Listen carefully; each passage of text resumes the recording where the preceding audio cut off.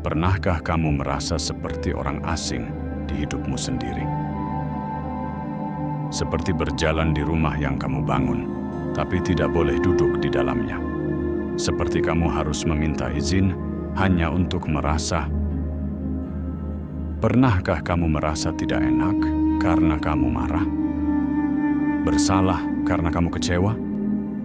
Diputarbalikkan oleh seseorang yang tersenyum saat kamu hancur. Dan di tengah semua itu, kamu mulai bertanya, apa aku yang berlebihan? Apa aku memang serumit itu? Apa aku penyebab segalanya? Padahal kamu hanya sedang dimanipulasi oleh seseorang yang tak ingin kamu sadar bahwa kamu sebenarnya kuat, bahwa kamu berharga, bahkan tanpa mereka. Yang sedang kamu hadapi bukan hanya kesalahpahaman, tapi permainan. Permainan psikologis yang dirancang untuk membuatmu meragukan satu-satunya tempat yang seharusnya aman, yaitu dirimu sendiri. Mereka tak meneriaki kita, tapi mereka membuat kita meneriaki diri sendiri. Mereka tak selalu meninggalkan kita, tapi mereka pergi saat kita paling butuh dan kembali saat kita hampir sembuh. Mereka mendekapmu, lalu menusuk di saat kamu mulai merasa aman. Dan ironisnya, kamu tetap bertanya, apa salahku? Ketahuilah ini, kamu tidak lemah. Kamu sedang berperang dalam medan yang tak terlihat. Dan hari ini, kita akan menyusun kembali senjata batin kita. Kita akan menyadari bahwa cinta sejati tidak membuatmu mempertanyakan kewarasanmu. Bahwa kasih yang sehat tidak menyuruhmu membunuh dirimu perlahan demi diterima. Bahwa kita tidak dilahirkan untuk dijadikan alat hiburan dalam siklus drama orang lain. Kita diciptakan untuk berdiri tegak, dalam diam, dalam kejernihan, dan dalam kekuatan yang tidak bergantung pada siapapun. Terima kasih sudah subscribe dan menemani perjalanan kita di channel Stoik Abadi. Setiap langkah dan dukungan kalian adalah cahaya yang menuntun kita menuju ketenangan dan kekuatan batin. Mari terus bersama membangun ruang aman dalam diri, menguatkan jiwa yang kadang rapuh, tapi tak pernah menyerah. Kalau kata-kata ini membuat jiwamu diam sejenak, itu karena kamu sedang mengingat siapa dirimu. Klik subscribe sekarang. Bukan untuk kami, tapi untuk dirimu sendiri. Untuk ruang batin yang ingin kamu bangun kembali. Untuk perjalanan sunyi, tapi bukan sendiri. Ini bukan sekadar video. Ini adalah panggilan pulang bagi orang-orang yang lelah dimanipulasi dan siap berdiri kembali. Sekarang, tarik nafas yang dalam, dan mari kita mulai perjalanan ini bersama.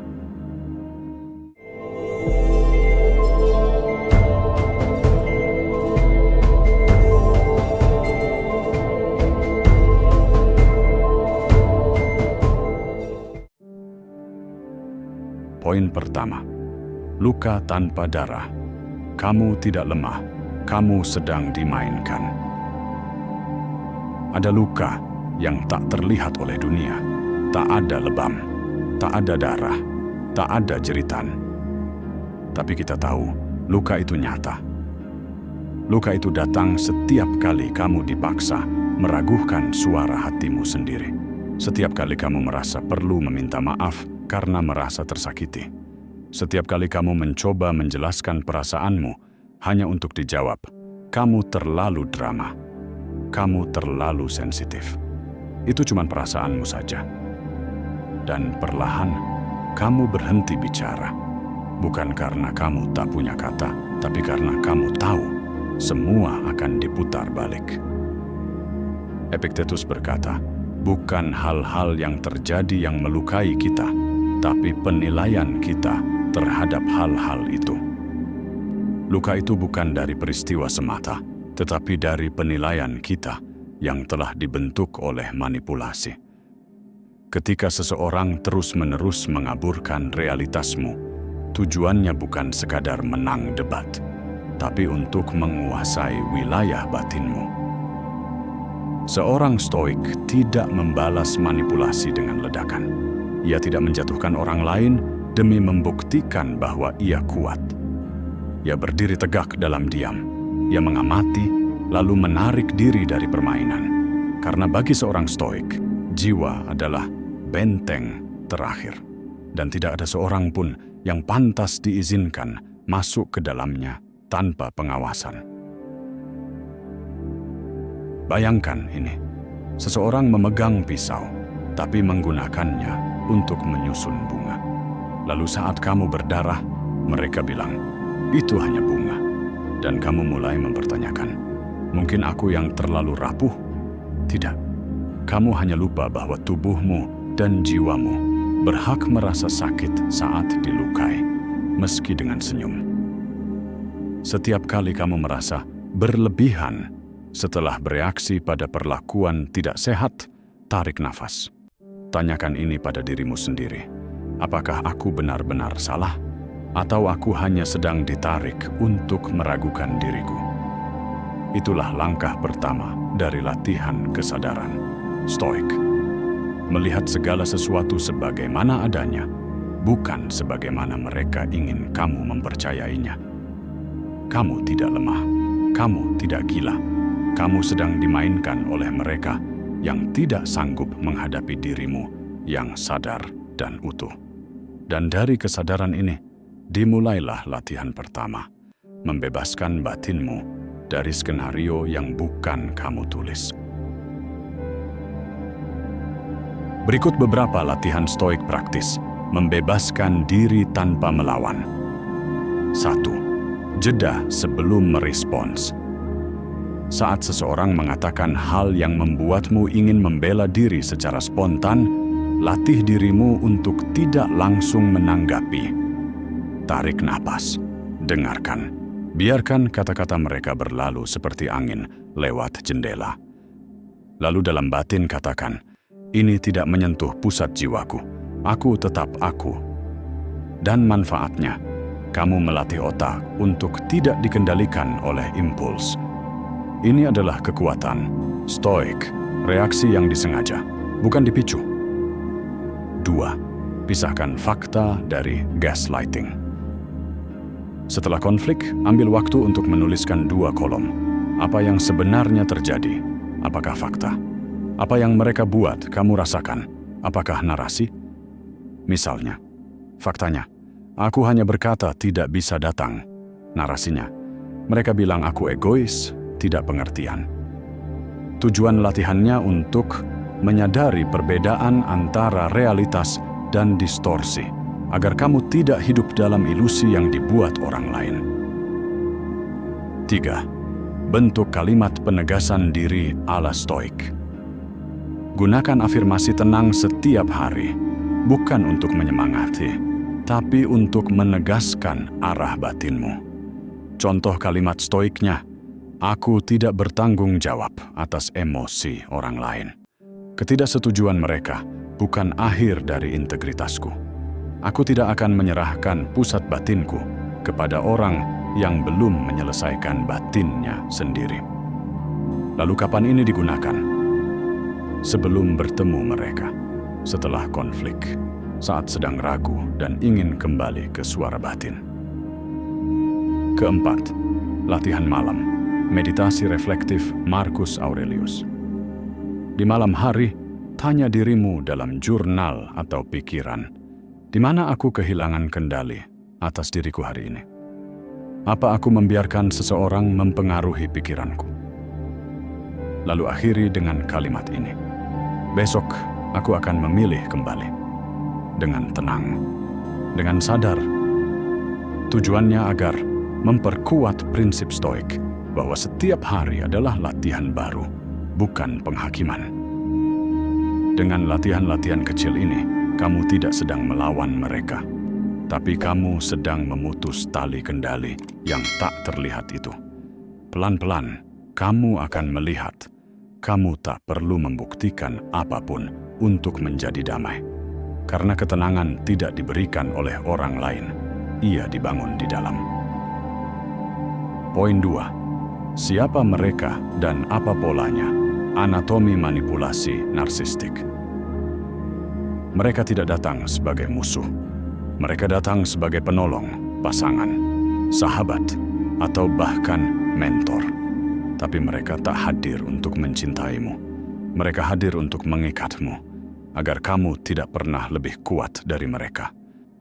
Mereka seringkali hangat di awal, membanjiri kita dengan perhatian, pujian, bahkan pengakuan cinta yang terdengar seperti takdir. Tapi itu hanya fase pertama dari pola mereka. Idealize, devalue, discard.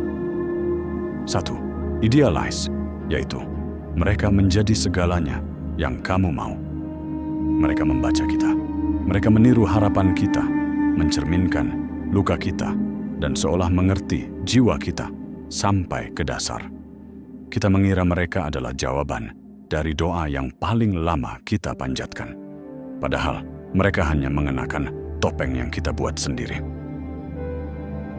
2. Devalue, yaitu mereka mulai menarik diri perlahan. Setelah kita jatuh hati, mereka mulai berubah. Respons dingin, kritik halus, sindiran kecil, candaan tajam, dan perlahan kita mulai meragukan nilai kita sendiri. Tapi justru karena kita ingin kembali ke versi awal mereka, kita bertahan. Dan disinilah permainan psikologis mereka dimulai.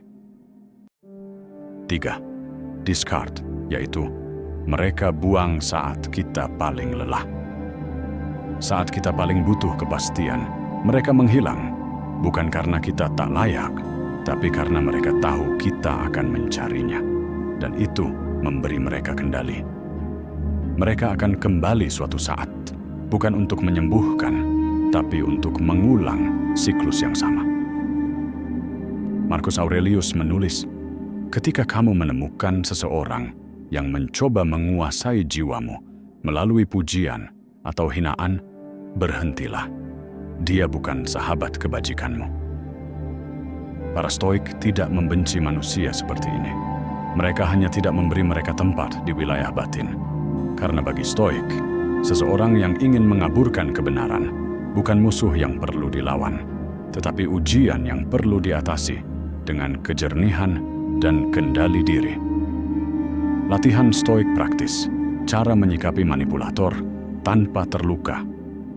1. Latihan penilaian sehat ala Epictetus. Setelah interaksi dengan mereka, ambil waktu untuk refleksi cepat. Apakah kata-kata mereka fakta atau interpretasi? Apakah perasaanku berasal dari mereka atau dari harapanku sendiri? Lalu apa manfaatnya? Melatih pikiran untuk memisahkan antara fakta dan ilusi emosi, sehingga batin tidak terseret dalam permainan yang tak kita kendalikan. 2. Latihan batas diam. Selama 24 jam, coba tidak menjelaskan dirimu kepada mereka. Tidak membela, tidak memohon pengertian. Hanya diam, tapi bukan diam pasrah, diam yang penuh kendali. Dan hasilnya, membiasakan tubuh untuk tidak reaktif.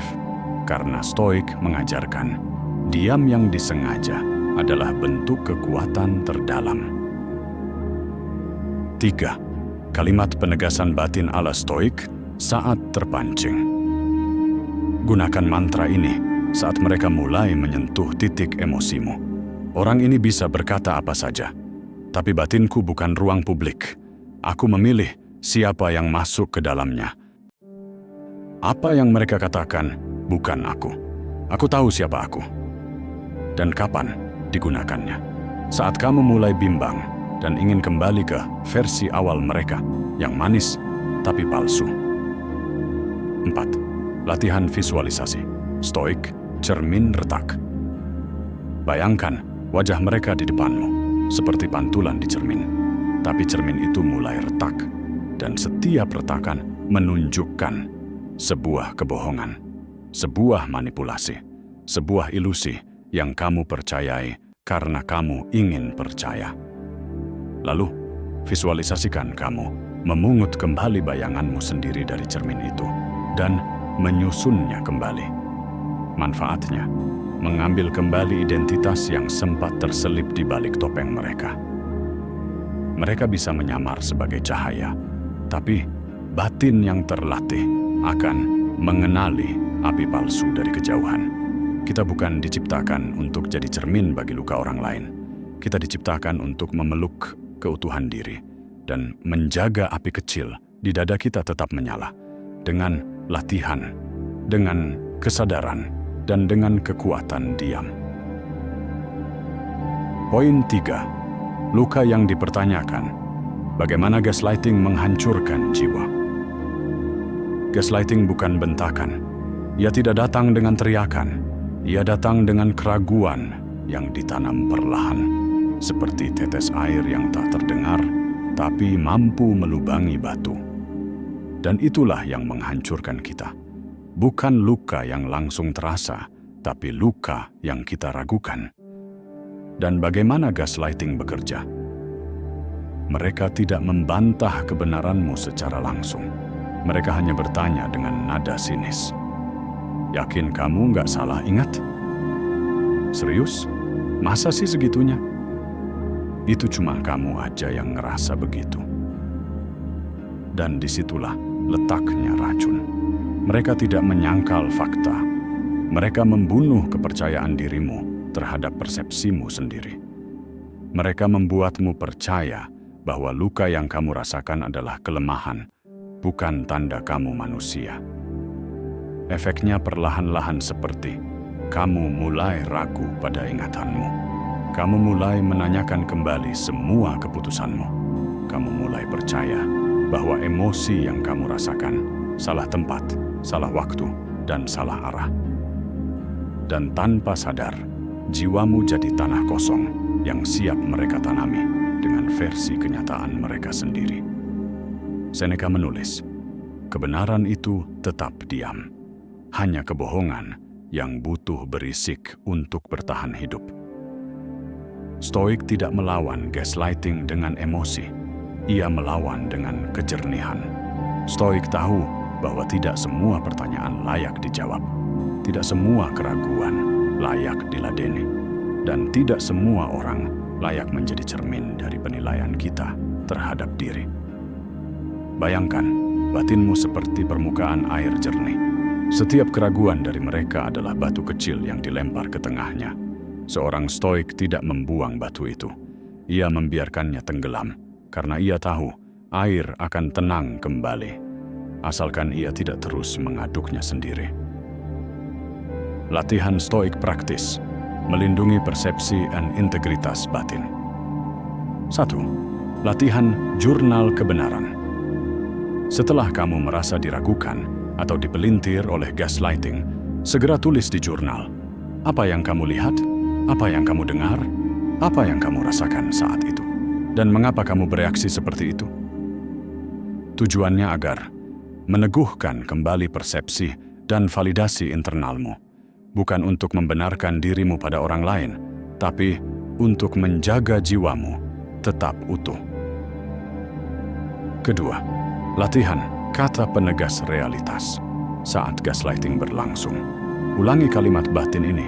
Aku sadar, aku tidak gila, perasaanku valid meski tidak diterima. Aku hadir saat kejadian itu. Aku tahu apa yang kulihat, manfaatnya. Menahan distorsi sebelum menyebar dan menjalar ke batin. 3. Prinsip stoik, fakta, bukan framing. Setiap kali kamu mendengar komentar yang melemahkan, ambil napas, ulangi dalam pikiran. Apa fakta yang sebenarnya? Apa framing yang ingin mereka ciptakan? Contohnya seperti, mereka berkata, kamu selalu lebay. Kamu sadari, yang terjadi hanyalah aku menyatakan kekecewaan tanpa teriakan. 4. Latihan Henning 2 menit. Setelah diputarbalikkan, setelah percakapan yang membuat batinmu terguncang, duduk dalam diam, letakkan tangan di dada, tarik napas dalam, ucapkan dalam hati, aku tidak harus bereaksi sekarang. Kebenaranku akan tetap utuh walau tidak didengar. Dan manfaatnya, menarik kembali kekuatan ke dalam, alih-alih menghabiskannya dalam pembelaan sia-sia. Gaslighting hanya berhasil jika kita menyerahkan kebenaran pada tangan orang lain. Tapi hari ini, kita menarik kembali kebenaran itu ke dalam batin kita. Seperti yang diajarkan Marcus Aurelius, jika kamu yakin pada jalanmu, teruslah berjalan. Dunia akan menonton. Poin 4. Diam, tapi tidak takluk. Kekuatan menguasai diri saat dimainkan.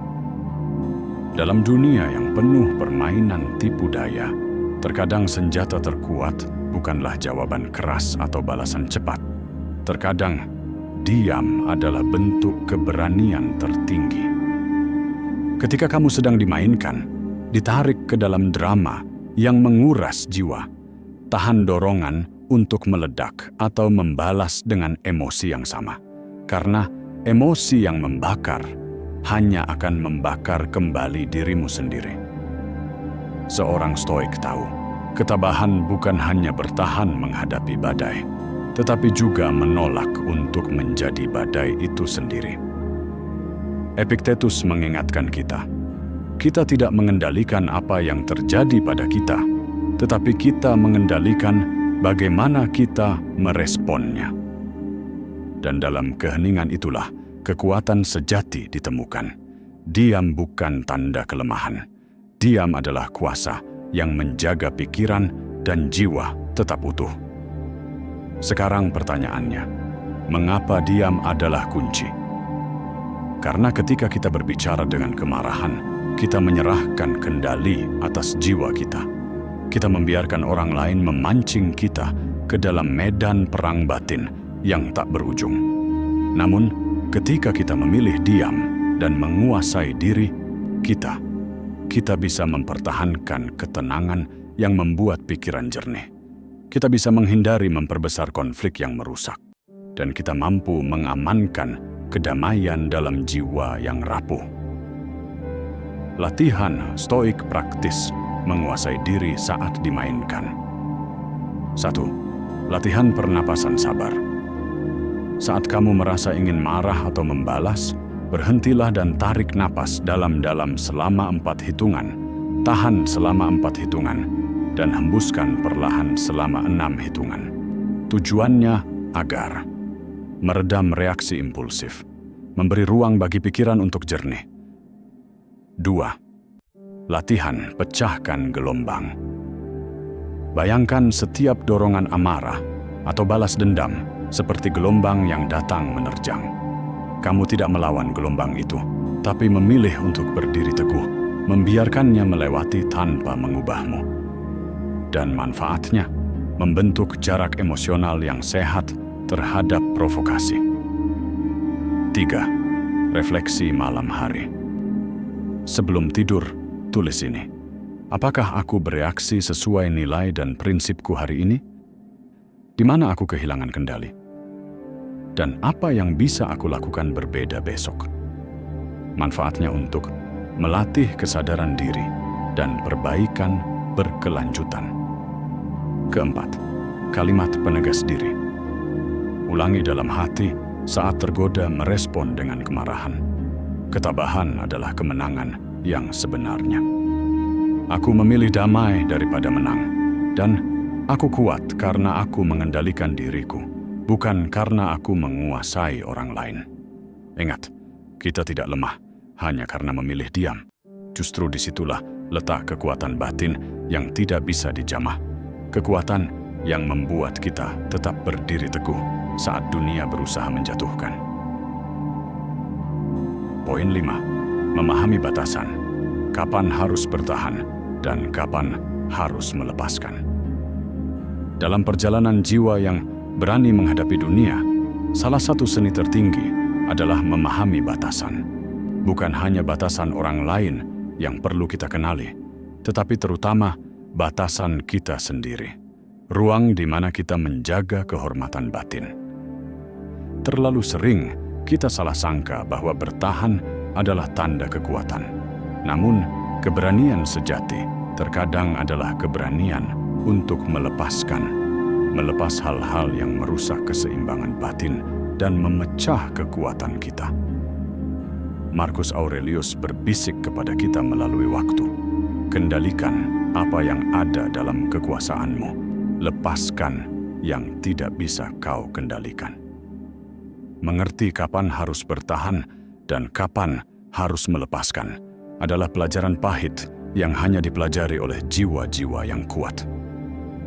Pertanyaannya, mengapa memahami batasan itu penting? Karena tanpa batasan, kita rentan menjadi budak kemauan orang lain, terutama mereka yang manipulatif dan narsistik.